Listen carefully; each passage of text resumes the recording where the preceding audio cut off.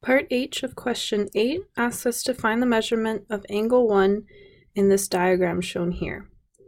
So one way to answer this problem is to recognize that what we have here with this 28-degree angle is an inscribed angle with a chord of a certain length shown here. And this angle in this smaller triangle at the center here is a central angle with a chord of the exact same size as the one for the inscribed angle.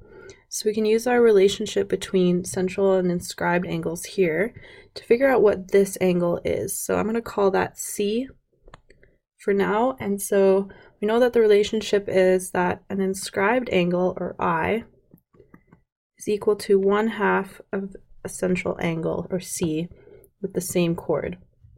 And so our inscribed angle here is 28 degrees. We want to find out what C is. So I'm going to multiply both sides of my equation by 2. This side, this cancels out, and we're left with C is equal to 2 times 28 degrees, which is 56 degrees.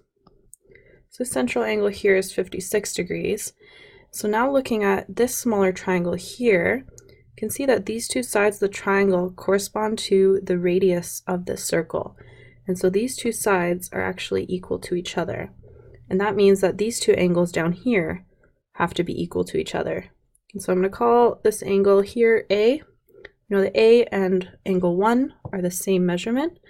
And so if you remember that the angles in a triangle have to add up to 180 degrees, you can come up with an equation where C plus 2A should equal 180 degrees. That's all the angles in this triangle. I'm calling 1, saying it's equal to A in this case. So we found out that C is 56 degrees. We want to find out what A is. First thing I'm going to do is subtract 56 degrees on both sides of my equation. 180 degrees minus 56 degrees is 124 degrees. Now dividing both sides by 2, I get A is equal to 62 degrees. So remember, A is the same measurement as angle 1, so angle 1 is 62 degrees. And that's the answer to part H of question 8. It's also good to recognize that in this case, we have a triangle here that encompasses the diameter of the circle, and that means that this angle up here is 90 degrees. It's a right angle.